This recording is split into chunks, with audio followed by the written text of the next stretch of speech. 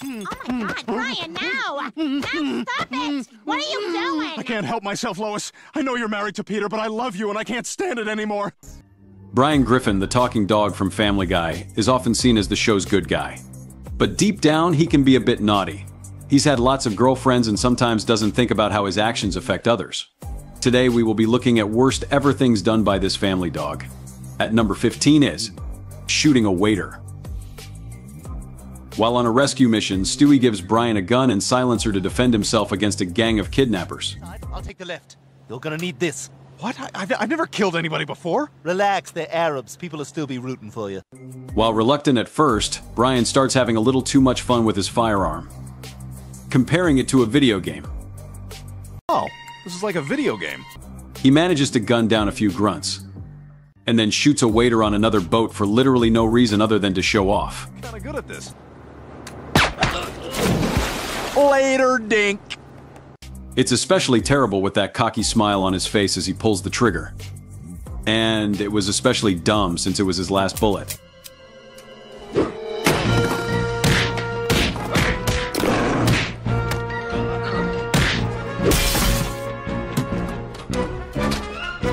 Leaving him defenseless against the bad guys.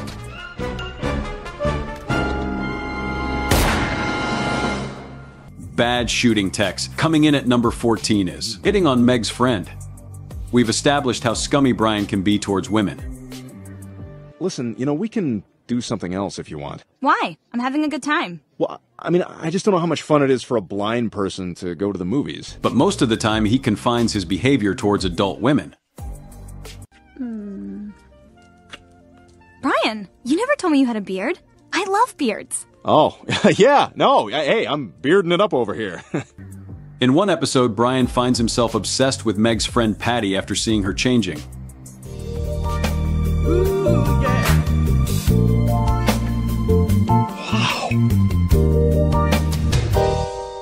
Wow. Holy crap, that was Patty. He hits on her constantly, going out of his way to bump into Meg's friends. Patty, why don't you take the extra one? Wow, thanks, Brian. Yeah, that's cool, Brian. Will you buy me a hat at Lids? No. You know, Patty, I've got $7.50 left on my Panda Express card if you want to split a 3-item combo, no drink. Sure. And even taking Patty out on a date. Wow, what a beautiful night. Yeah. Hey, I wonder if any of those stars are wishing on us, huh? You're so deep. I bet you're pretty deep, too. Aw, you're so sweet. Thankfully, Brian doesn't get his wish. Like most guys, I can see past that sweater. Speaking of which, why don't we get rid of that big old thing? Thanks to Meg's intervention? Brian, stop! You don't have to do this, Patty. Brian's just taking advantage of you. What? That's crazy! What? Why would he do that? Because you have an amazing body. I do?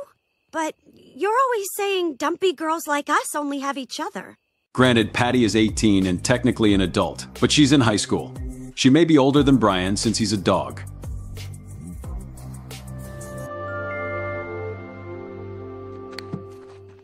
Oh, come on! What the hell? Bummer. He's never gonna get to hit that. I know. That's exactly what I wished for. Well, I actually wished for it 30,000 years ago. But society considers him more of an adult than her, so it's still creepy. Number 13, cheating on his fiancée. Even when Brian takes a few steps forward in the dating world, he usually takes a few dozen backwards. Brian dates an older woman named Rita, and they really hit it off. Lucky guy. Divorced. Oh. Well, at the risk of humiliating myself once again, I still have a reservation. Well, I don't have plans. Well, terrific. Hey, maybe I'll get to use this after all, huh? Despite being mocked by his family, he ends up proposing to her.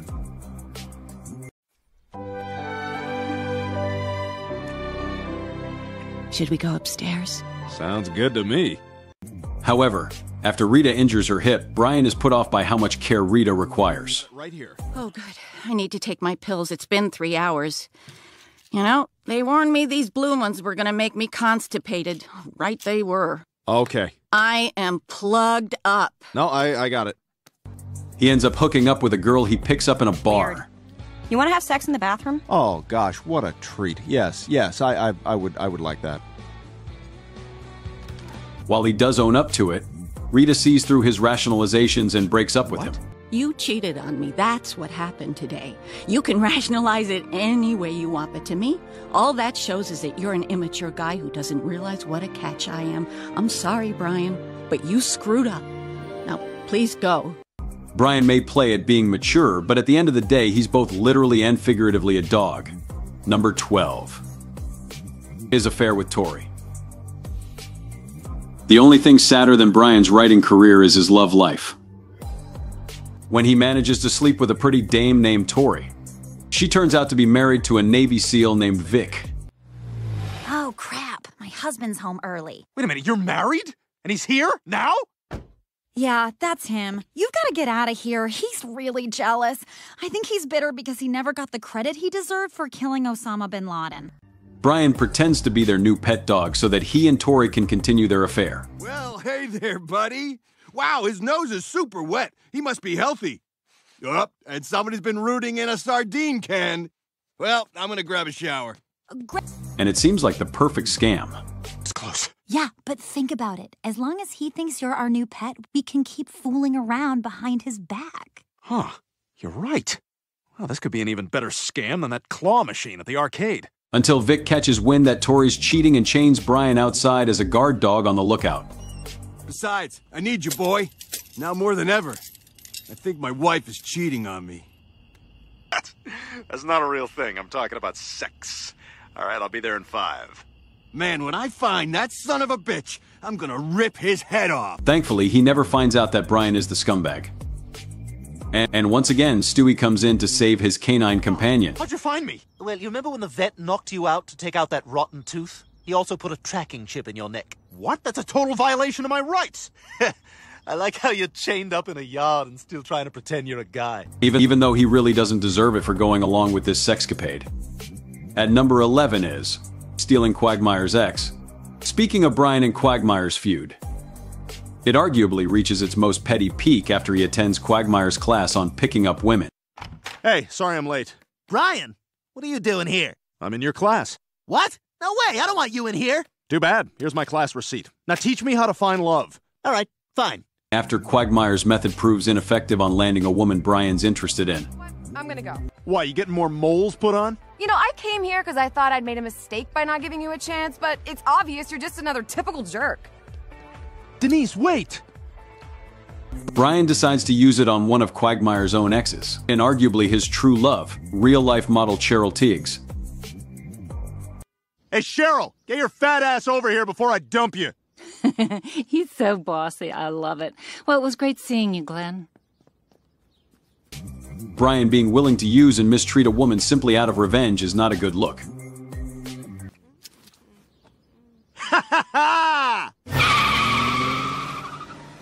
Though, to be fair, Quagmire sinks to a similar level by dating Brian's airheaded ex, Jillian. Still, Brian didn't have to go there first. Hi, Brian. How are you? Oh, he's doing great. Isn't that right, pal? Guy looks like $1 million, all green and wrinkly, right? Oh, get in here. We hope Quagmire hitting him with a car is enough to hammer home the lesson. Number 10. Framing his end. It's hard to feel sorry for Brian when she pushes him down the stairs. Number 9. Being a bad father. In the appropriately titled episode, Brian's a bad father. Brian does very little to be a part of his estranged son Dylan's life. Dylan on a TV show. It's funny how life turns out, isn't it? You remember that weekend we watched TV together? Boy, little did I know how much that was going to rub off. Did we watch TV together? Oh, probably, but wow, huh? Until he learns that Dylan has a successful career on the Disney Channel. You want a job on my show? Hey, don't put the universe's words in my mouth, okay? I don't know, Dad. I've barely seen you in the past few years. So, what better way to reconnect than by working together every day? Well, I suppose I could talk to them, see if they'd go. Unsurprisingly, Brian exploits Dylan's connections to land himself a job on the show. Now you're asking the right questions. Now you're being creative, thinking outside the box. Take what you think you know and go a different way with it. Makes all kinds of arrogant changes and steals all the craft services food.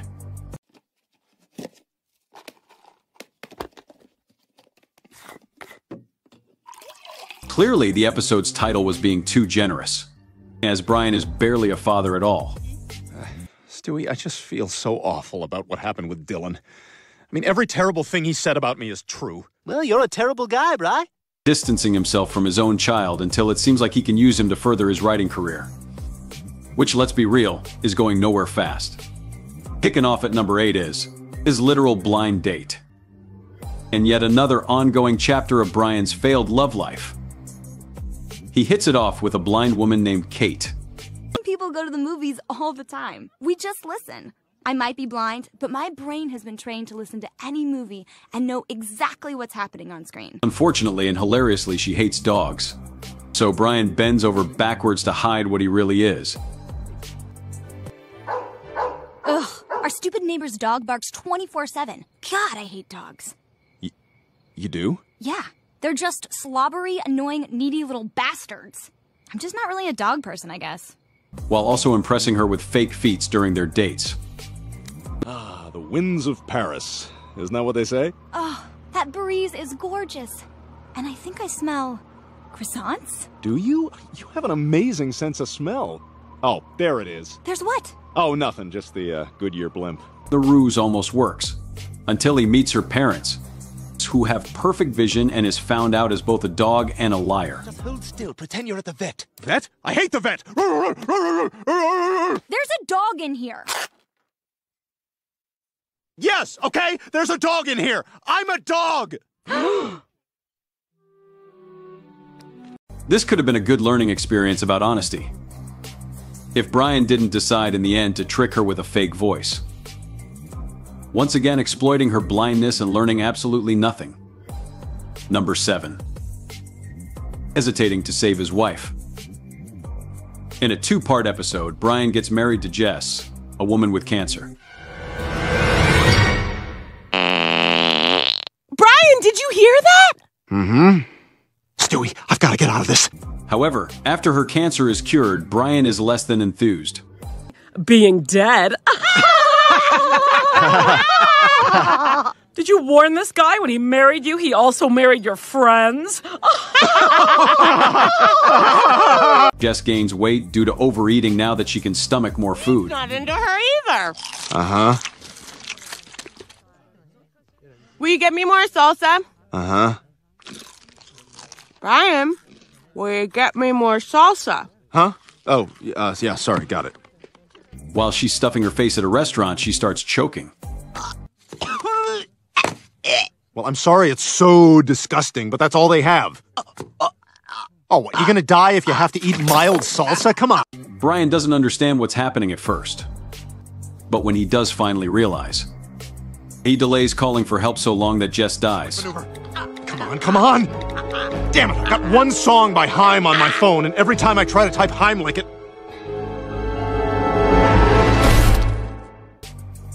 Brian later admits that he viewed letting her die as the only way out of their marriage. I'm here for Brian, Griffin. Well, this is it, Jess. See you after my hip surgery. You won't be needing this anymore. Thanks. Jess also proves willing to have him killed. But it doesn't make Brian's potential manslaughter by inaction any less terrible. Oh my God, this can't be happening! Did you also eat a kid? Number 6. Giving Stewie and Chris an STD. Stewie and Brian are the show's most developed duo. Right? Stewie, I'm not. Actually, we're even more than best friends. I mean, we share the same home. We've been on countless adventures together. And besides, you owe me, Brian. Remember what you did to my last Halloween costume? Stewie decides to cement that bond by performing a blood ritual with the dog. I think we should hold hands more often. There you go. We're blood brothers now. You happy? Actually, yes. Brian agrees only for Stewie to wake up with herpes, thanks to his so-called blood brother. Blood! Look at my lip! It's a disgusting herpes sore! And now I have some very uncomfortable phone calls to make! Out of all the horrible things Brian has done to Stewie, belittling his creativity out of jealousy. Treating him like dirt or frightening him for fun, this is the most underhanded. Fine, I admit it. I gave you herpes. You bastard! You knew you had herpes and you still agreed to swap blood with me! Look, relax. It's not that big a deal. Not that big a deal? It's a disgusting, unsightly, unsavory disease and it lasts for life! He knew he was infected, but swapped blood with Stewie anyway. Always been against destination weddings, but it's nice to finally see Denver. It turns out that he also gave Chris herpes, making him a repeat offender.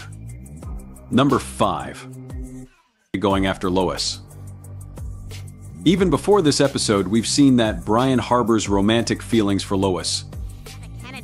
You know, the overprivileged drunk ones, not the socially responsible dead ones. You know, this resort offers some wonderful amenities. They have bird watching, wine tasting, horseback riding. But he usually keeps it under control for the sake of his friendship with Peter. However, when Lois and Peter's relationship is on the rocks, she and Brian start growing a little closer. An hour late and you're drunk. You had an opportunity to share a beautiful moment with Brian and you wasted it. Wasted it like the Osmond family wastes water.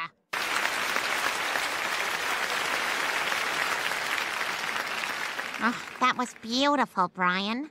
Well, you know what they say. Write what's in your heart. It seems sweet. Until Brian loses control and tries to force himself onto Lois.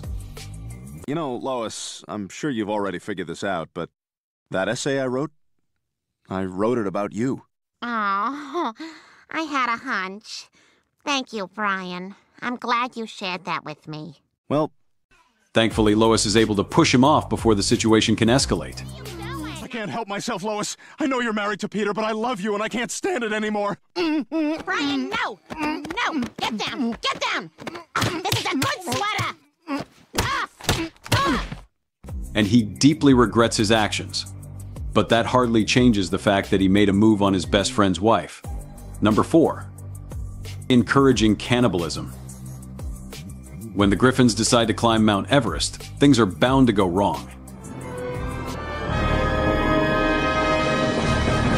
Oh my God! Yeah, looks like it's closing in fast. We're all gonna die! All right, everyone get into a hilarious pose, so when they dig out our bodies, they'll have a good laugh.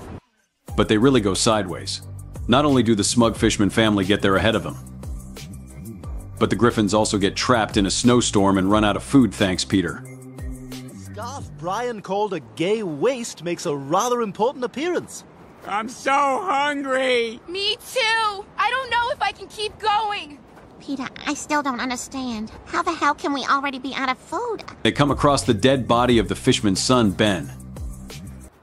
Is he? Yep, he's dead. Oh, great! Not only are we caught in this blizzard, but there's some maniac up here freezing people to death. Oh, that poor boy. We should bury him. It's only right. Brian suggests the extreme that they eat him. Sure, it's an extreme set of circumstances. Could what?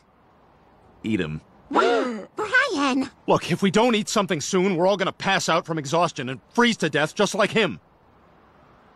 Are we really considering this? We're talking about eating a person. And it's hard to judge anyone who's been that hungry and desperate. But on the other hand, it's disturbingly easy for Brian to suggest this. Granted, it's not technically cannibalism for him. At number 3 is killing Rupert. When Stewie pays more attention to his teddy bear Rupert than to Brian, it drives the dog crazy.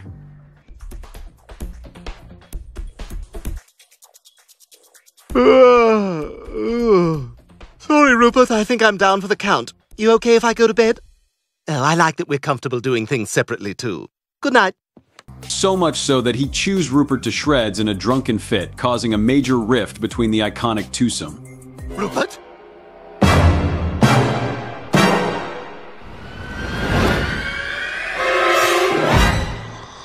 No! Rupert! Rupert! Later, Brian admits that he did it on purpose, out of jealousy. Hardly a valid excuse for murdering his most prized companion and sole confidant. I'm supposed to be your best friend. Well, you're not. You're a bloodthirsty, cold-hearted murderer. Fine. You're right. You know what? It wasn't an accident. I knew he wasn't a chew toy. I was sick of you talking to him all the time. I was sick of you complaining to him about me when I'm right there in the room. To Brian's credit, he does earn Stewie's trust back by helping him send off the departed bear, and secretly gives his friend a new Rupert.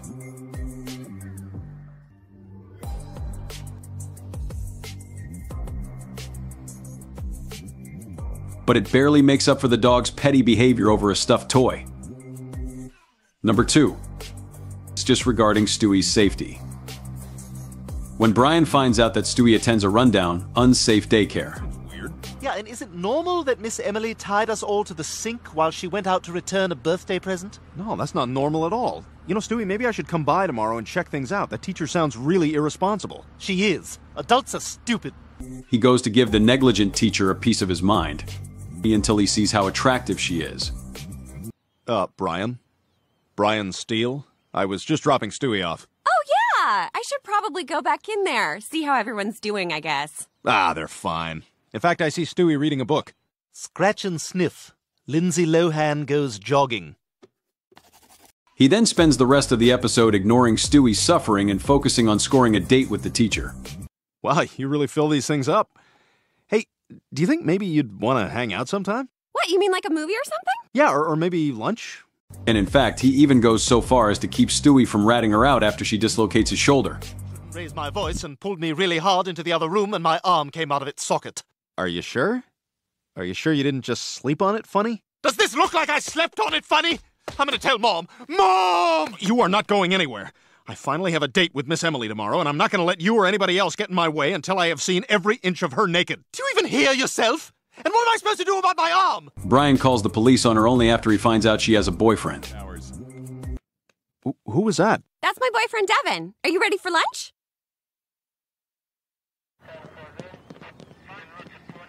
What you did to these kids? There is a special place in hell for people like you.